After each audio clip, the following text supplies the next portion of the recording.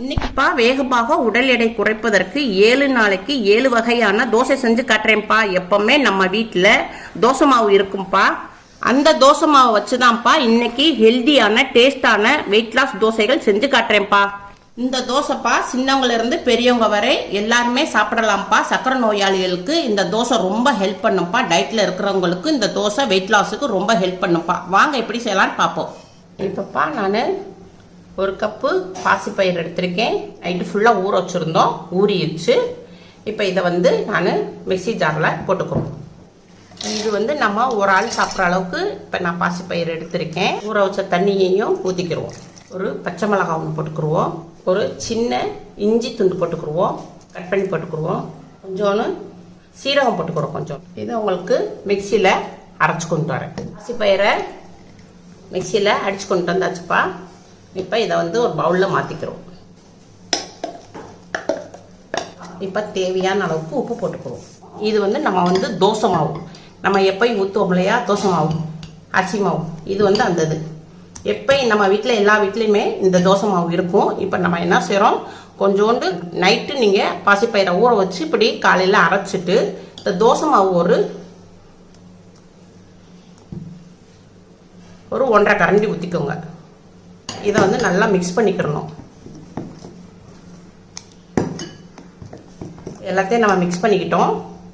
இப்போ நம்மளுக்கு பாசிப்பயிறு தோசை மாவு ரெடி ஆயிடுச்சு. இப்போ உங்களுக்கு நான் தோசை ஊற்றி காமிக்கிறேன். இப்போப்பா கேஸ் ஆன் பண்ணியிருக்கோம். ஒரு தோசை தவா வச்சுருக்கோம். தோசை தவா ஹீட் ஆகட்டும். ஹீட் ஆயிடுச்சுப்பா. தோசை தவா ஹீட் ஆயிடுச்சு. இப்போ நான் உங்களுக்கு தோசை ஊற்றி காமிக்கிறேன்.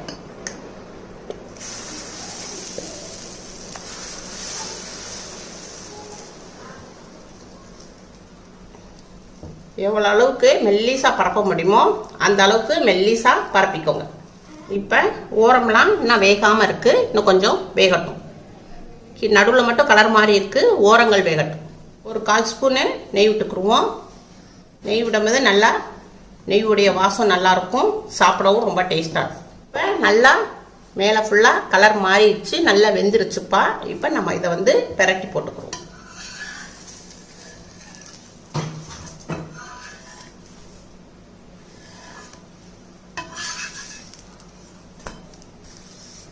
இப்போ நம்ம அடுப்பை மீடியத்தில் வச்சே பெரட்டி போட்ட பக்கம் வேகட்டும். வெந்துருச்சுப்பா, எடுத்துடலாம். பாருங்கப்பா, நல்லா மொறுமொறுன்னு வந்திருக்கு. அடுத்த தோசைக்கு போயிடலாம்ப்பா. இது சம்பா கோதுமை ரவை. இப்போ இதில் தான் நம்ம தோசை செய்ய போகிறோம். இப்போ நான் இதில் ஒரு 3/4 கப்பு அளவுக்கு சம்பா கோதுமையை ஒரு பவுலில் போட்டுக்கிடுவோம். நான் ஒரு ஆளுக்கு சாப்பிட்ற மாதிரி செய்கிறேன். கொஞ்சம் தண்ணி ஊற்றிக்கிடுவோம். ரவை முழுங்குற அளவுக்கு தண்ணி ஊற்றிக்கிடுவோம். இப்போ இதை நம்ம 1 மணி நேரத்துக்கு ஊற வச்சுக்கிடுவோம். இப்போப்பா நம்ம 3/4 கப்பு கோதுமை ரவா ஊற வச்சுருந்தோம். 1 மணி நேரம் நல்லா ஊறிடுச்சு. ஒரு பவுலில் போட்டுக்கிடுவோம். நல்லா மலர்ந்து ஊறிடுச்சு. இப்போ நம்ம இதை மட்டும் ஊற வச்சா போதும். நம்ம எப்பவுமே மாவு வச்சுருப்போம், அரிசி மாவு வச்சுருப்போம் இட்லி தோசைக்கு ஊற்றுற. அதை நம்ம இதில் ஒரு 2 கரண்டி மட்டும் ஊற்றிக்கிடுவோம். 1/4 ஸ்பூனு பெப்பர் பொடி போட்டுக்கிடுவோம். தேவையான அளவு உப்பு போட்டுக்கிடுவோம். பிங்க் சால்ட்டுப்பா, வெயிட் லாஸ்க்கு ரொம்ப யூஸ்ஃபுல்லாக இருக்கும். கொஞ்சம் மஞ்சப்பொடி போட்டுக்குவோம். 1/4 ஸ்பூனு மஞ்சப்பொடி போட்டுக்குவோம். இதை எல்லாத்தையும் நம்ம நல்லா மிக்ஸ் பண்ணிக்கிடுவோம்.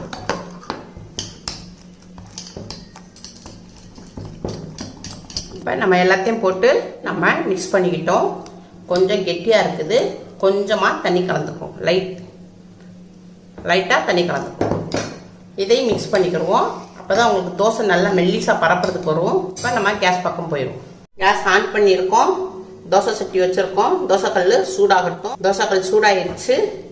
இப்போ நம்ம வெங்காயம் இருக்குல்லப்பா, வெங்காயத்தை நம்ம பாத்தியாக வெட்டி கொஞ்சோண்டு எண்ணெய் தொட்டு இதில் எண்ணெய் தடவிக்கிறோம். வெங்காயத்தில் கொஞ்சம் எண்ணெயை வச்சு தடவும் மீத நம்மளுக்கு தோசை மெல்லிசாக வரும். இப்போ மாவை நல்லா மிக்ஸ் பண்ணிட்டோம். இப்போ உங்களுக்கு தோசை ஊற்றிக்கணும்.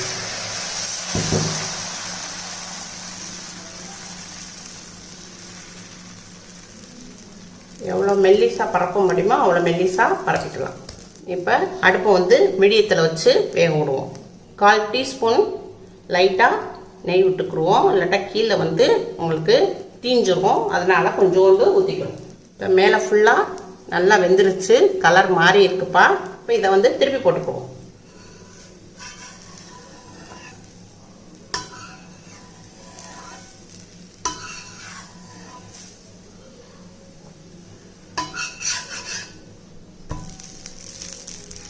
திருப்பி போட்ட பக்கமும் மீடியத்தில் வச்சு வேக விடுவோம். இப்போப்பா கீழே வெந்துருச்சு, மடக்கி வச்சுக்குவோம். நல்லா முருகலாக இருக்குப்பா, நல்லா மடக்கி விட்டுக்குவோம். பிளேட்டில் எடுத்து மாற்றி விட்டுக்குவோம். நல்லா முருகலாக நல்லா சாஃப்டாக வந்திருக்கு. நான் ஒரு ஆளுக்கு தான்ப்பா செஞ்சுருக்கேன். இப்போ எல்லாமே நான் வந்து செய்கிற தோசை போகிறோம், ஒரு ஆளுக்கு தேவையான அளவுக்கு நான் செஞ்சு காமிச்சிக்கிட்டு இருக்கேன். இப்போ கோதுமை ரவா தோசை செஞ்சு காமிச்சிட்டேன், இனி அடுத்த தோசை உங்களுக்கு செஞ்சு காமிக்கிறேன். இப்போப்பா நான் சுண்டல் எடுத்திருக்கேன். இது ஒரு ஆளுக்கு சாப்பிட்ற அளவுக்கு எடுத்திருக்கேன். இது வந்து ஒரு ஆளுக்கு கரெக்டாக வரும். இதை வந்து நான் ஊற வச்சிருக்கேன், நைட்டு தண்ணி ஊற்றி ஊற வச்சிருக்கேன், நல்லா ஊறிடுச்சு. இப்போ மிக்ஸி எடுத்துக்கிடுவோம். இப்போ இந்த சுண்டலை வந்து ஊற வச்சோம் இல்லையா சுண்டலை, இந்த சுண்டலை வந்து மிக்சியில் போட்டுக்கிடுவோம். இப்போ இதில் கொஞ்சம் ஊற வச்ச தண்ணியை கொஞ்சம் ஊற்றிக்கிடுவோம். கொஞ்சோண்டு ஜீரகம் போட்டுக்கிடுவோம், ஒரு சின்ன துண்டு இஞ்சி போட்டுக்கிடுவோம், ஒரு சின்ன பச்சை மிளகாய் ஒன்று போட்டுக்கிறோம்ப்பா. உங்களுக்கு இதை மிக்சியில் அடித்து கொண்டு வரேன். இப்போ நம்ம சுண்டலில் மிக்சியில் அடித்து கொண்டு வந்தாச்சு. இப்போ நான் ஊற வச்சுருந்தேன் இல்லையா, அந்த தண்ணி ஃபுல்லாக ஊற்றி அடிச்சிருக்கேன்ப்பா. நீங்கள் தண்ணி பார்த்து ஊற்றிக்கோங்க. இதை வந்து ஒரு பவுலில் மாற்றிக்கிடுவோம். நல்லா கெட்டியாக தான் இருக்குது. இப்போ நம்ம சுண்டலில் பவுலில் மாற்றியாச்சு. இப்போ நம்ம ஒரு 2 ஸ்பூனு 2 கரண்டி அரிசி மாவு போட்டுக்கிடுவோம். இது வந்து இட்லி மாவு, நம்ம வீட்டில் எப்பயும் ஆட்டுவோம் இல்லையா தோசைக்கு இட்லிக்கு, அதுக்குரிய மாவு. எப்பயுமே நம்ம வீட்டில் வந்து இட்லி மாவு வந்து நம்ம வீட்டில் இருந்துக்கிட்டே இருக்கும். நீங்கள் அப்பப்போ உங்களுக்கு என்ன டயட்டில் இருக்கிறவங்க அப்பப்போ நீங்கள் சுண்டல் ஊற போட்டுக்கோங்க, பாசி பயிர் ஊற போட்டுக்கோங்க, ஒவ்வொரு நாளைக்கு ஒவ்வொன்றா ஊற போட்டுக்கோங்க. இப்போ கொஞ்சம் தேவையான அளவுக்கு உப்பு போட்டுக்கிடுவோம். பிங்க் சால்ட்டுப்பா, வெயிட் லாஸ் ரொம்ப யூஸ்ஃபுல்லாக இருக்கும். ஸ்பூன் மஞ்சப்பொடி போட்டுக்கிடுவோம், 1/4 ஸ்பூன் மிளகுப்பொடி போட்டுக்கிடுவோம். இப்போ எல்லாத்தையும் இதை மிக்ஸ் பண்ணிக்கிடுவோம். வெயிட் லாஸில் இருக்கிறவங்களுக்கு நீங்கள் மஞ்சப்பொடி மிளகுப்பொடியும் சேர்த்துக்கோங்கப்பா. சேர்த்துக்கிட்டிங்கனாக்கா உங்களுக்கு வந்து வெயிட் லாஸ்க்கு ரொம்ப ஹெல்ப் பண்ணும். இப்போ மாவு வந்து கெட்டியாக இருக்குது, கொஞ்சம் தண்ணி சேர்த்துக்குவோம். இப்போ இதை வந்து நல்லா மிக்ஸ் பண்ணிக்கிடுவோம். இப்போ நம்ம கேஸ் பக்கம் போய்க்கிடுவோம். இப்போ கேஸ் ஆன் பண்ணியிருக்கோம், தோசைக்கல் வச்சுருக்கோம். சட்டி சூடாகட்டும். சட்டி சூடாகிடுச்சு. நம்ம வெங்காயத்தில் கொஞ்சோண்டு லைட்டாக எண்ணெய் விட்டு எண்ணெய் வச்சு தேய்ச்சிக்குவோம். இப்போ நம்ம தோசையை மிக்ஸ் பண்ணி வச்சுருக்கோம்ப்பா. இந்த மாதிரி இருக்கணும், அப்போ தான் உங்களுக்கு நல்லா மெல்லிசாக முருகலாக வரும். மாவை ஊற்றிக்கிடுவோம். எவ்வளோ மெல்லிசாக பரப்ப முடியுமோ அவ்வளோ மெல்லிசாக பரப்பிக்குவோம். கேஸை மீடியத்தில் வச்சு வேக விடுவோம். இப்போ 1/4 டீஸ்பூன் நெய் விட்டுக்குருவோம்ப்பா, ஒரு 3 சொட்டு விட்டுக்குருவோம். இப்போப்பா மேலே ஃபுல்லாக கலர் மாறிடுச்சு, மாவு ஃபுல்லாக வெந்துருச்சு. இப்போ நம்ம தோசையை பரட்டி போட்டுக்குவோம்.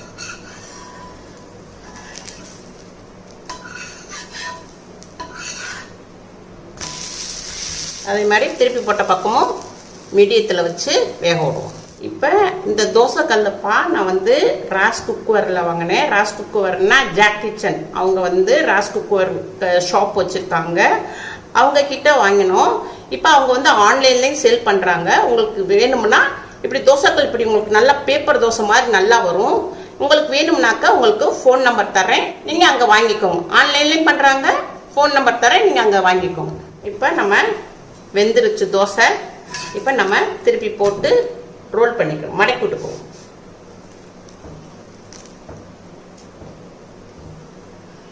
இதை வந்து பிளேட்டில் மாற்றிக்கிறோம். நல்லா தோசை வந்து முருகலாகவும் இருக்கும், நல்லா சாஃப்டாகவும் இருக்கும். இப்போ நம்ம சுண்டல் தோசை ரெடி ஆயிடுச்சுப்பா. இப்போ நம்ம அடுத்த தோசைக்கு போவோம். மாவுப்பா கடையிலேயே உங்களுக்கு கிடைக்கிது. இப்போ உங்களுக்கு நான் இதில் ஒரு கப்பு சோள மாவு எடுத்திருக்கேன். இது ஒரு பவுலில் போட்டுக்கிடுவோம். இப்போ 2 கரண்டி தோசை மாவு போட்டுக்கிடுவோம். தேவையான அளவு உப்பு போட்டுக்கிடுவோம், பிங்க் சால்ட்டு. கொஞ்சோண்டு நல்லா வாசமாக இருக்குப்பா, சீரகம் போட்டால் கொஞ்சோண்டு சீரகம் போட்டுக்கிடுவோம். 4 ஸ்பூனு மிளகுப்பொடி போட்டுக்கிடுவோம். இப்போ நம்ம சோள மாவும் அரிசி மாவும் போட்டிருக்கோம்ப்பா, தோசை மாவு. இப்போ நல்லா தண்ணி ஊற்றி கொஞ்சம் கலந்துக்குவோம். இப்போப்பா தண்ணி பத்தலை, நல்லா தண்ணி கலந்துக்குவோம். எல்லாத்தையும் நல்லா மிக்ஸ் பண்ணிக்கிறோம். நல்லா கலந்தாச்சுப்பா. இந்த இப்படி இருக்கணும், மாவு இப்படி இருக்கணும். இப்போ நம்ம தோசைக்கல் பக்கம் போயிடுவோம். இப்போ தோசைக்கல் சூடாக இருக்குப்பா. நம்ம வெங்காயத்தை வச்சு எண்ணெயை தடவிக்கிடுவோம்.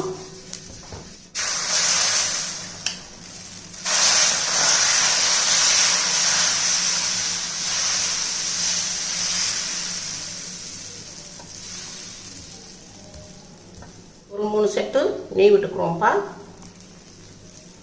இப்போப்பா மேலே ஃபுல்லாக நல்லா வெந்துருச்சு. இதை பிரட்டி போட்டுக்குருவோம்ப்பா.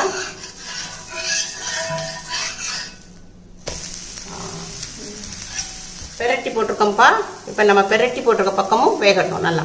இப்போ நம்ம பிரட்டி போட்ட பக்கமும் வெந்துருச்சு. இதை எடுத்து பிளேட்டில் மாற்றிக்கிறோம். இது சோள மாவு தோசைப்பா. எவ்வளோ முருகலாக இருக்குது, நல்லா சாஃப்டாகவும் இருக்குது. அடுத்த தோசை செஞ்சு காமிக்கிறேன்ப்பா. இது வந்து கம்ப மாவுப்பா. நான் கடையில் வாங்கியிருக்கேன். இப்போ நம்ம கப்பில் மாற்றிக்கிறோம். இது கம்பு 1 கப்பு எடுத்துருக்கோம், கம்ப மாவு. இப்போ இதை வந்து பவுலில் மாற்றிக்கிடுவோம். இப்போ இதில் இது தோசை மாவுப்பா. 2 கரண்டி தோசை மாவு போட்டுக்கிடுவோம். தேவையான அளவுக்கு உப்பு போட்டுக்கிடுவோம். 1 ஸ்பூன் மிளகுப்பொடி போட்டுக்கிடுவோம். இதை நல்லா மிக்ஸ் பண்ணிக்கிறோம்ப்பா. தேவையான அளவுக்கு தண்ணி ஊற்றிக்கிடுவோம்ப்பா. எல்லாத்தையும் மிக்ஸ் பண்ணிக்கிடுவோம். இப்போ எல்லாத்தையும் நல்லா கலந்தாச்சு. ஒரு 15 நிமிஷத்துக்கு நல்லா ஊற விடுவோம் மாவை. நல்லா இப்படி தண்ணியாக வச்சுக்கோங்கப்பா. நல்லா தண்ணியாக இருக்குது. இப்போ 15 நிமிஷம் ஆயிடுச்சு. இப்போ நம்ம வந்து தோசைக்கல்லில் ஊற்றுவோம்.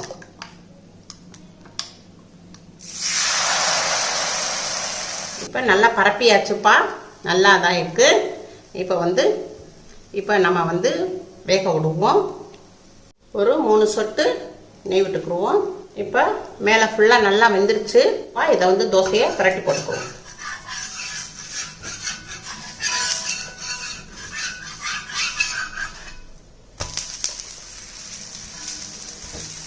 பிரட்டி போட்ட பக்கமும் கொஞ்சம் வேகட்டும்ப்பா. இப்போ கீழே நல்லா வெந்துருச்சுப்பா. இதை வந்து பிளேட்டில் மாற்றிக்கிறோம். இப்போ கம்ப மாவு தோசை ரெடி ஆயிடுச்சுப்பா. நல்லா முருகலாக இருக்குது, சாஃப்டாக இருக்குது. அடுத்த தோசைக்கு போயிடலாம்ப்பா. இது கேப்ப மாவு கடையில் தான் வாங்கியிருக்கோம். இது வந்து பாக்கெட்லேருந்து போட்டுக்குருவோம். இப்போ இதை பவுலில் போட்டுக்குருவோம். இப்போ நம்ம 2 கரண்டி தோசை மாவு போட்டுக்குருவோம். தேவையான அளவுக்கு பிங்க் சால்ட்டு போட்டுக்குருவோம் வெயிட் லாஸ்க்கு. கொஞ்சோண்டு சீரகம் போட்டுக்குருவோம். கொஞ்சோண்டு மிளகுத்தூள் போட்டுக்குருவோம். இப்போ நம்ம தண்ணி ஊற்றிக்கிடுவோம்ப்பா.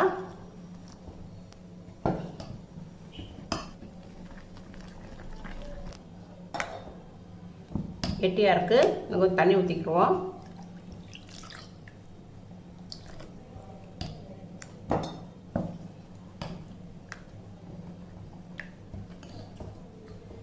ஒரு 15 நிமிஷத்துக்கு மாவு நல்லா ஊறட்டும்ப்பா. இப்போ மாவு நல்லா ஊறிடுச்சுப்பா. 15 நிமிஷம் ஆயிடுச்சு. தோசைக்கல் பக்கம் போயிடுவோம். கேப்ப மாவு தோசைப்பா. இப்போ கேப்ப மாவு தோசை ஊற்றி காமிக்கிறேன்.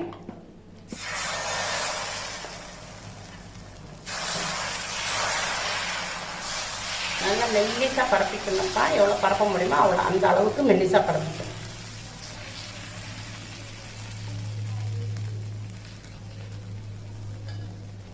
இப்போ நம்ம மீடியத்தில் வச்சு வேக விடுவோம். ஒரு 3 டிராப்ஸு நெய் போட்டுக்குருவோம். இப்போ மேலே ஃபுல்லாக வெந்துருச்சுப்பா. இப்போ நம்ம பரட்டி போட்டுக்குவோம்.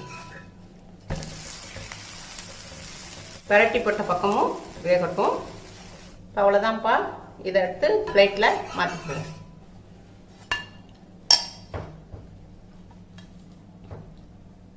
அவ்வளோதான்ப்பா. கேப்ப தோசை ரெடி ஆயிடுச்சு. நல்லா சாஃப்டாகவும் இருக்குது, முருகலாகவும் இருக்குது. அடுத்த தோசை செஞ்சு காமிக்கிறேன்ப்பா.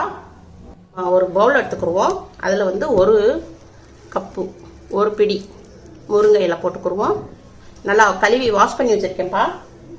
1 பச்சை மிளகா பொடியாக நறுக்கியிருக்கேன். சும்மா கொஞ்சோண்டு சீரகம். இந்த சீரகம் வாசம் வந்து ரொம்ப நல்லாயிருக்கும் நமக்கு. சின்ன வெங்காயத்தை வந்து சின்ன வெங்காயம் இருக்கு இல்லையா, இது வந்து ஒரு 10 வெங்காயத்தை நான் பொடியாக நறுக்கியிருக்கேன். நீங்கள் பொடியாக நறுக்கிக்கோங்க. கொஞ்சோண்டு உப்பு. இப்போப்பா நம்ம வந்து நார்மலாக நம்ம வீட்டில் தோசை மாவு வச்சுருப்போம் இல்லையா, அதே இதை வந்து நம்ம இதெல்லாம் கலந்துக்கிறோம்.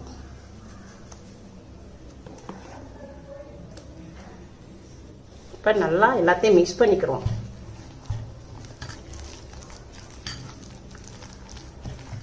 இந்த மாதிரி இருக்கணும்ப்பா. அதுவும் மாவு வந்து நம்ம கொஞ்சமாக தான் போட்டிருக்கோம். நம்ம வெங்காயம், சின்ன வெங்காயமும் முருங்கை இலையும் நம்ம நிறையா போட்டிருக்கோம். அதனால் இந்த அளவு வச்சுக்கோங்க.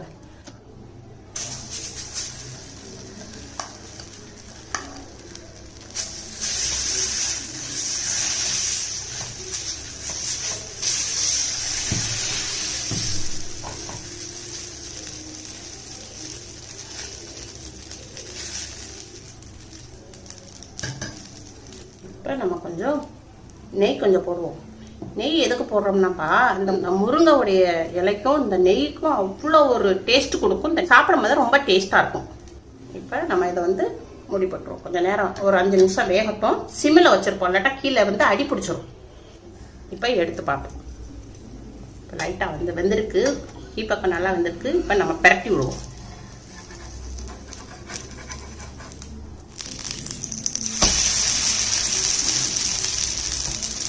நம்ம வந்துப்பா இதில் வந்து நிறைய கீரை சேர்த்துருக்கோம், கொஞ்சம் மாவு தான் சேர்த்துருக்கோம், 1/2 ஸ்பூனு நெய் சேர்த்துருக்கோம்.